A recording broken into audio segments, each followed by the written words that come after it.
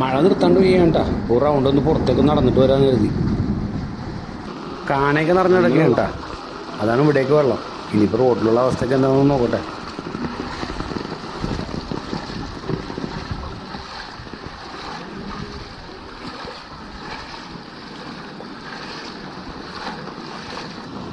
പുറത്തേക്ക് ഇറങ്ങാൻ പറ്റുന്ന അവസ്ഥ അല്ലേ?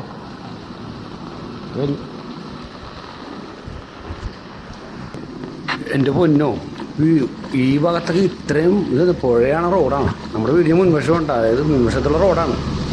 ഞാൻ എന്തായാലും ജസ്റ്റ് മുണ്ടമേലിക്ക് കടക്കേണ്ട. ഞാൻ മുണ്ടമേലിലാണ് താമസിക്കുന്നത്. ഞാൻ ഇപ്പോൾ പോകാൻ പോകുന്ന ഒരു കടയിൽ പോകാനുണ്ട്. നമ്മുടെ ടീമുണ്ടല്ലോ, ബിനീഷ് ബാസ്റ്റി, പുള്ളിയുടെ വീടിൻ്റെ വഴിയിലൂടെ ഒന്ന് കറങ്ങി നടന്നു വരാമെന്ന് കരുതി. എന്തായാലും ഇന്ന് ജോലിയൊന്നും നടക്കൂല. ഷോ, ഇത്രയും വെള്ളമൊക്കെ ഇവിടെ ആദ്യമായിട്ട് കാണുന്നുണ്ട.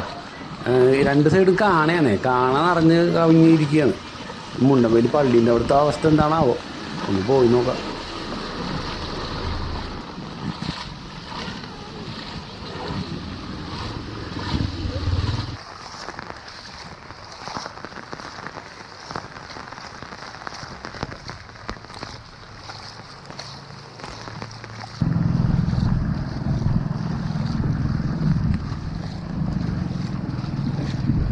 ഇപ്പോഴേ നമ്മളുള്ളത് മുണ്ടംവേലി പള്ളിയാണ് കേട്ടോ. ഇതണ്ട വെള്ളം നോക്കി. നമ്മുടെ ടീം ബിനീഷ് ബസ്സിൻ്റെ വീടിൻ്റെ അടുത്താണ് കേട്ടോ. നമ്മൾ ആ വഴി പോയിട്ട് നേരെ തിരിച്ച് വീട്ടിലേക്ക് പോകാണ്. നടക്കാൻ പോലും പറ്റാത്തൊരവസ്ഥയാണ്. അതുകൊണ്ട് തന്നെ ആരും റോട്ടിലില്ല. വേണ്ട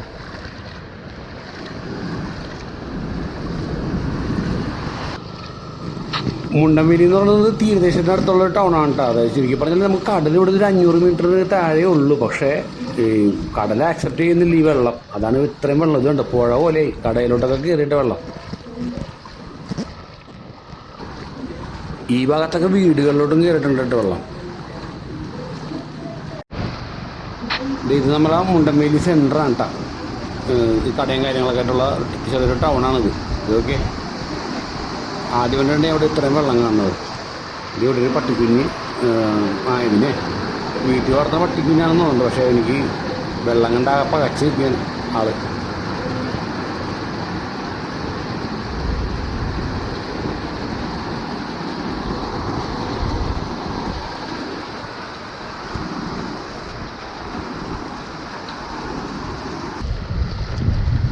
നോക്കട്ടെ കേട്ടാ, ഓരത്ത് കാണുന്നുണ്ട്. അവിടെ കാണണ്ടേ?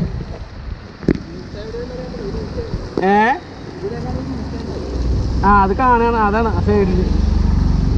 നീ നടക്ക് പിടിച്ച് പോയിക്കോ. ഇത് വെള്ളം നനഞ്ഞാലും കുഴപ്പമില്ല.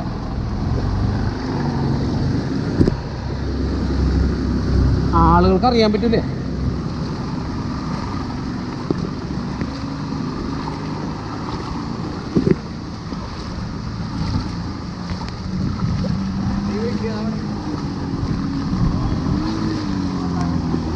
ഓഫായി പോട്ടാ, ഓഫായി പോണ്ട് വണ്ടി.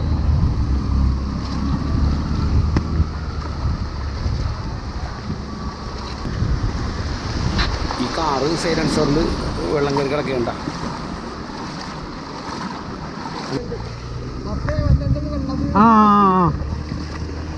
ആകെ ബസ്സാണ് ഇപ്പോൾ ഇവിടെ ആശ്രയം.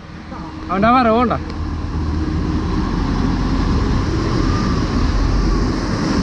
എൻ്റെ പൊന്നു, എന്താണത്? ഇല്ല, ഇനിയിപ്പോൾ നടക്കലും സൈക്ലിങ്ങും നടക്കൂല.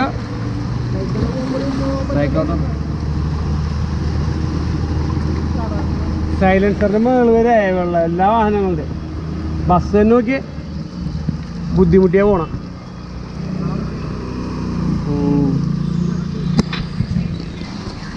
ടൂ വീലർ കുറേ സ്റ്റക്കായിട്ടാ.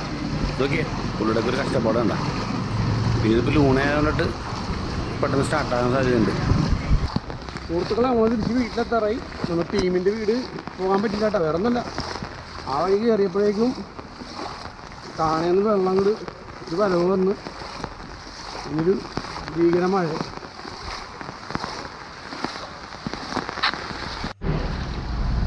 നമ്മൾ ഈ കാണുന്ന പോലെ ഒന്നല്ല കേട്ടോ. തീരദേശത്തൊക്കെ ഒരുപാട് വീടുകളിലോട്ട് വെള്ളമൊക്കെ കയറിയിട്ട് പ്രായമുള്ള മാതാപിതാക്കൾ കൈക്കുഞ്ഞുങ്ങളൊക്കെ ആയിട്ട് അഭയാർത്ഥി ക്യാമ്പിൽ അഭയം പ്രാപിച്ചവരൊക്കെ ഉണ്ട്. ഇപ്പോൾ ഈ ഒരു കാലഘട്ടങ്ങളായിട്ട് ഇത് നടന്നുകൊണ്ടിരിക്കുന്നുണ്ട്.